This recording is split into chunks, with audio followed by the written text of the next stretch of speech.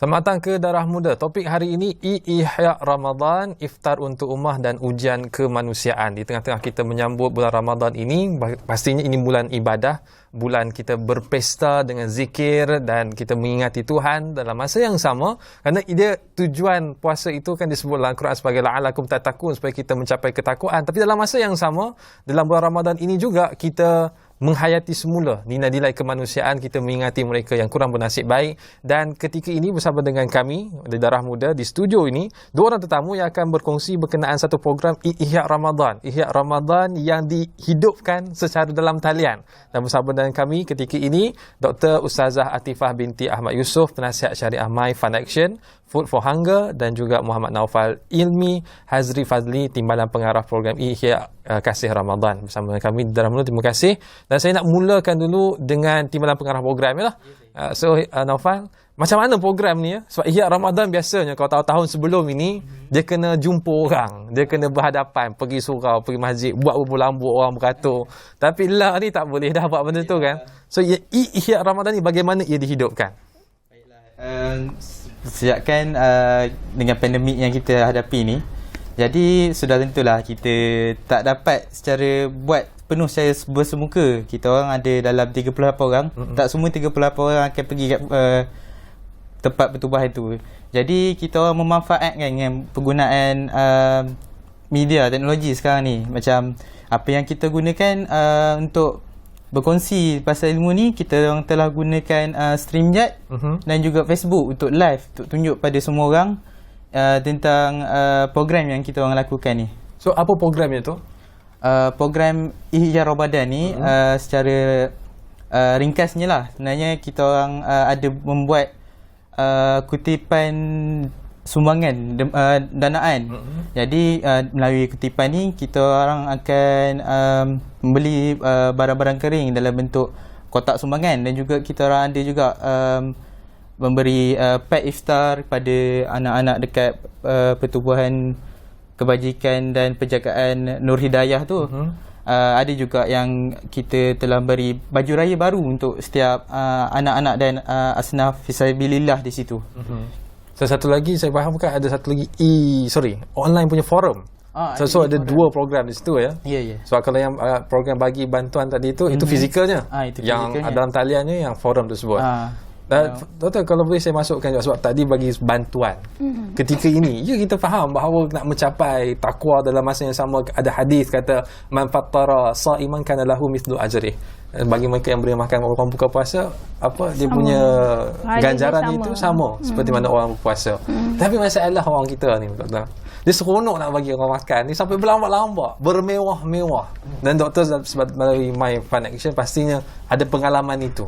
Bagaimana My Fund Action navigate supaya memastikan bahawa ada keseimbangan, meraihkan mereka yang kita nak bagi makan buka puasa dalam masa yang sama tidak membazir walaupun sumbangannya tu melimpah-limpah.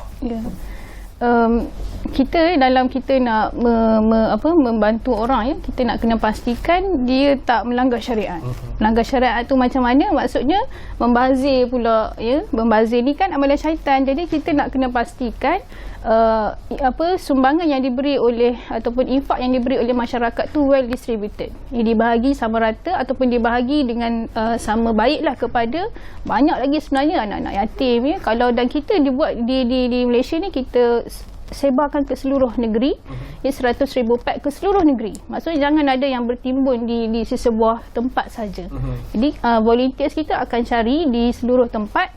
Baik kita baru buat di Perlis, di Kedah, di Pening, di Perak, kita pergi ke semua negeri, dan kita buat juga 100,000 pack di luar negara. Dan saya nak bangkitkan satu lagi isu, bukan saya soal pembaziran, tetapi juga soal meraihkan. Macam tadi Naufal meraihkan sama rakan-rakan anak-anak yatim, asnaf. Tapi kadang ini saya sebut dengan berhati-hati. Ada sebahagian, walaupun tak ramai, tapi perkara ini nampak serius. Sebab pernah sekali tu kita buat program, datang anak yatim ni, pengiringnya itu pesan kepada kami yang menganjurkan program tersebut, tolong sambut anak-anak yatim seperti mana anda sambut tetamu yang lain. Sebab saya kira ada majlis-majlis yang meraihkan asnaf, tetapi asnaf tu tak diraihkan. Jadi ketepikan, mereka bukanlah tetamu utama, yang diutamakan itu tetamu yang lain. So bagaimana kita mendekati perkara itu? Adakah wajar Kalau tidak wajar, bagaimana dia nak berhadapan dengan situasi itu, Doktor?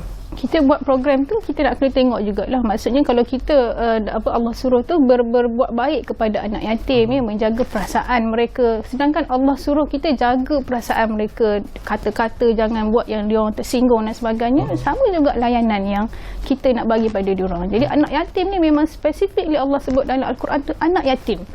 Jangan kita ambil hak diorang kan. Maksudnya anak yatim ni memang benda yang kita nak kena perhatikan, halusi, jangan kita singgung. Jadi walaupun ada asnaf yang lain, mungkin orang tua, miskin, tapi anak yatim ni lebih yang perlu kita utamakan. Dalam pengalaman Doktor, bagaimana Doktor berinteraksi dengan anak yatim? Sebab kita kan sensitif dengan mereka ni. Kalau mereka kurang bernasib baik seperti mana kita yang ada keluarga yang sempurna, mereka berhadapan dengan situasi yang kurang bernasib baik. Tapi macam mana kita mendekati mereka? Apa yang perlu diberitahu, apa yang tak perlu kita cakap, benda yang kita kena elakkan daripada cakap?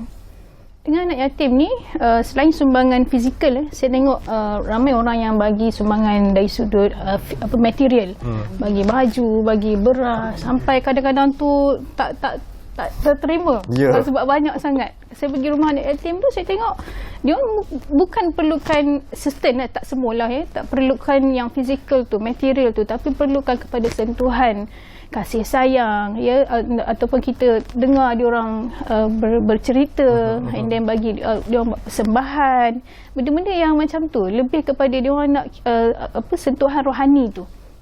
Jadi sentuhan yang macam tu jauh lebih diperlukan oleh anak-anak yatim atau orang-orang yang istilahnya tersisih ni, saya sebut ni, supaya kita ni jangan, masyarakat kita jangan ingat nak bagi harta fizikal material je, tetapi dari sudut keperluan kasih sayang tu, yang diorang ni jagaan kadang-kadang seorang dua je. Penjaga tu seorang dua je, tak mampu untuk distribute kasih sayang tu macam anak sendiri. Jadi kita yang di luar yang lebih bernasib baik ni, itu saya lihat yang kita perlu berilah. Jadi kita tanya Naufal bagi tak kasih sayang kepada anak yatim, asnaf yang Naufal santuni? Ada bab yang meraihkan anak yatim tu sendiri.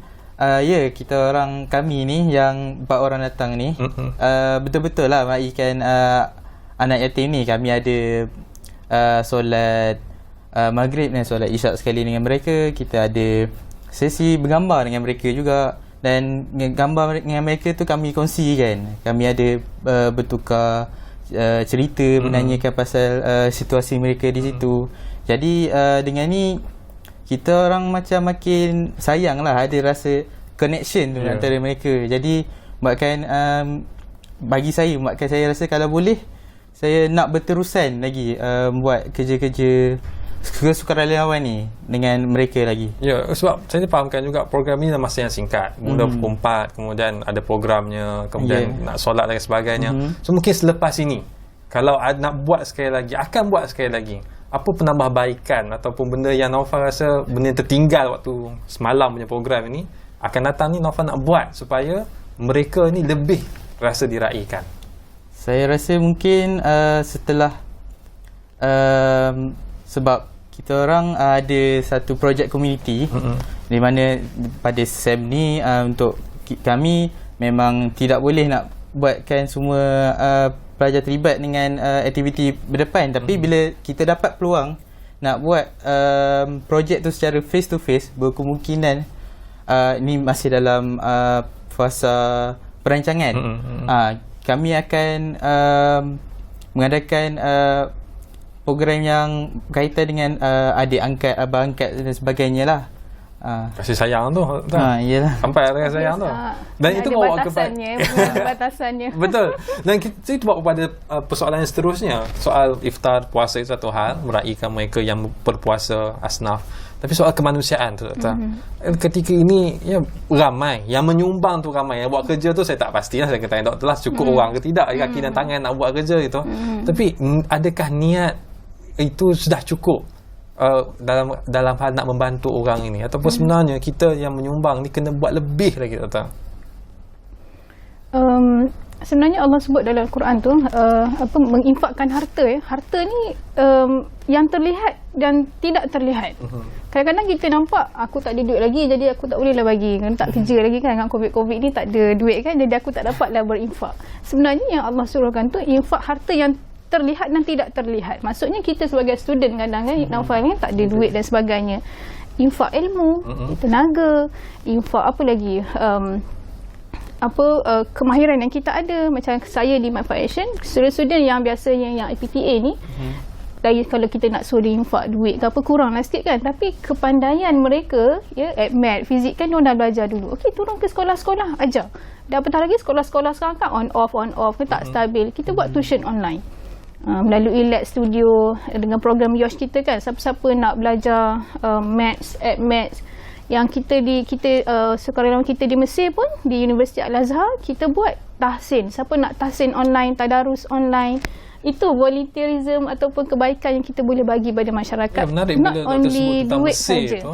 Kemanusiaan itu tidak terbatas dalam sempadan. Dia rentas sempadan. Mungkin doktor boleh kongsikan pengalaman doktor.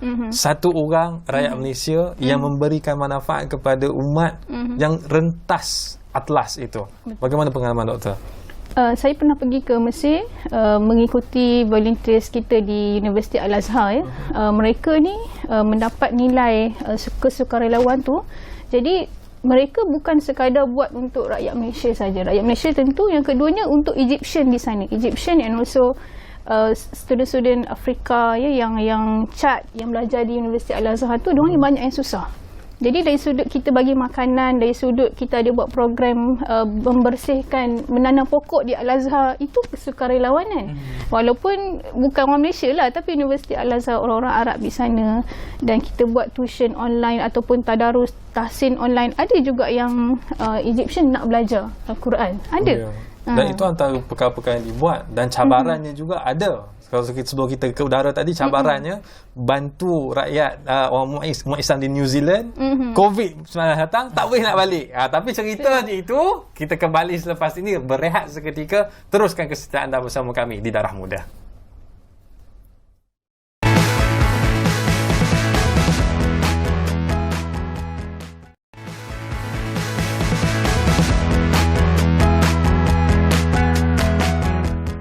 Kembali bersama dengan kami dan terus kepada soalan tadi. Kita bangkitkan tentang soal cabaran di New Zealand, doktor.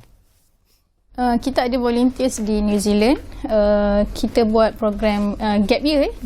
Siapa-siapa nak buat bersama My Fund Action di New Zealand, kita buat dakwah center di Queenstown. Kita nak buat youth center and dakwah center di Queenstown. Cuma diorang pergi tahun lepas, tak silap saya, dan tahun lepas atau 2 tahun lepas, and then bila COVID tu diorang terkandas lah di New Zealand. 6 bulan tu 6 bulan. Dan itu cabaran sebab COVID. Tapi kalau di Mesir pun ada cabaran tersendiri. Di setiap negara yang kita buat, yang bukan Malaysia ni lah. Kalau Malaysia kita kenal budaya kita, kita kenal orang Malaysia ni macam mana, disiplin ni macam mana. Kalau di negara Arab ni lain pula. Orang-orang Arab ni disiplin, maksud saya budaya lain, and then cara penerimaan diorang lain, minat diorang lain, and then dari sudut bahasa pun lain. Jadi itu cabaran yang mahasiswa kita terima, tetapi they have to adapt. Diorang adapt. Jadi diorang terpaksalah belajar bahasa Arab Ami, pada masa yang sama bahasa Arab Fusha, terpaksa berkawan dengan orang-orang Arab kan. Tapi they have benefit, dapat pengalaman tu, itu yang upgrade diorang punya skill, knowledge, social skill.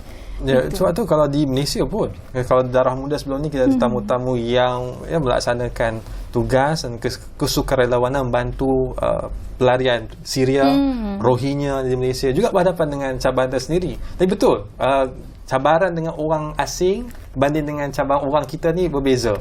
Jadi Naufal, macam mana? Pertamanya kali kedua kalau saya dipahamkan Naufal punya aktiviti kesukarelawanan yang secara berstruktur. Yang lain saya pasti ada lagi aktiviti-aktiviti kesukarelawanan yang tak rasmi itu. Tapi yang ini, apa cabaran yang dihadapi oleh Naufal? Okey, baik. Untuk yang spesifikasinya program Kasih Ihya Ramadan ni, ada dia punya cabaran dia. Yang paling utamanya lah sebab StreamYard dan Facebook ni dia perlukan teknikal, perlu ada orang nak kenalikan dia. Jadi kami dalam 38 orang ni, yang EJK sendiri perlu mempelajari skill-skill dan kemahiran nak mengendali majlis secara online kan. Dan itu yang pertamanya lah, yang kami rasa lah. Dan yang keduanya dari segi sumbangan, pada awalnya kami fikirkannya bahawa mustahil lah nak dikatakan, sebab ramai yang daripada kami macam tak pernah lagi jalani program kutipan sumbangan dan sebagainya. Ada yang kata macam mustahil ke nak kumpul banyak-banyak ni sebab nak buat sumbangan. Tapi pada akhirnya alhamdulillah semua jalan dengan lancar, dan saya rasa puas hati. Tapi yang kekurangan tu saya rasa macam boleh diperbaiki lagi, boleh ditambah lagi. Apa contoh kekurangan? Kekurangannya banyak lebih pada dari segi teknikal lah. Macam panel-panel kalau diikutkan perlu, setiap seorang perlu ada kamera dia sendiri lah. Kami ada membawa laptop kami sendiri. Pada masa yang sama ada macam laptop habis bateri ataupun internet slow, lambat. Kalau saya boleh bangkitkan cabaran, tapi ini nakal-nakal saya lah. Cabaran dia yang sebenarnya bukan sangat teknikal. Cabarannya ialah 38 orang. 4 orang yang ada di lapangan. Lagi 34 tu tidur di rumah. Itu cabaran dia. Tu cabaran sudah pasti. Tapi mereka yang kita orang datang 4 orang, jadi 34 lagi tu bukan dia orang duduk saya saja. Dia orang ada kerja dia orang buat sendiri. Jadi macam saya cerita tadi, ada bahagian teknikal, ada yang bahagian buat sijil, ada yang bahagian burus dengan meminta nama-nama untuk kami cari saiz baju dan sebagainya. Kolaborasi nak cari kedai mana nak beli baju. Dia orang ada kerja dia orang sendiri. Jadi selepas ini ada tak keyakinan untuk menguruskan program kesukarelawanan bukan di kalangan rakyat Malaysia? Kali ini kita bawa orang Rohingya ke Syria, boleh tak? Lepas boleh boleh ada keyakinan dia tu. InsyaAllah kita kalau diberi peluang lah, kita orang akan cuba untuk jayakan dengan usaha yang kita boleh. Ya, Doktor, kalau boleh saya kembali, kita sebut soal kemanusiaan tadi. Adakah wajar untuk kita uji tahap kemanusiaan mahasiswa kita ketika ini? Sebab kalau kita lihat di media sosial, kita lihat trend kesukarelawanan sekarang dah hilang. Kalau beberapa tahun lepas, semua orang duk cerita pasal kesukarelawanan. Setiap hari ada bas datang ke KL nak bagi makan kepada gelandangan. Tapi kali ini orang kata salah COVID. Tapi nak kata salah COVID semua tak betul lah juga kan. Jadi adakah wajar kita menilai mahasiswa dari sudut nilai kemanusiaan mereka itu? COVID ni betul dia menghalang banyak benda, tetapi tidak mustahil untuk melakukan sesuatu. Maksudnya kalau tak boleh buat sesuatu, kita boleh buat sesuatu yang lain. Macam saya sebut tadi, kalau kita tak boleh turun offline ya, bagi bantuan dan sebagainya, apa volunteerism atau kesukarelawanan yang kita boleh buat secara online.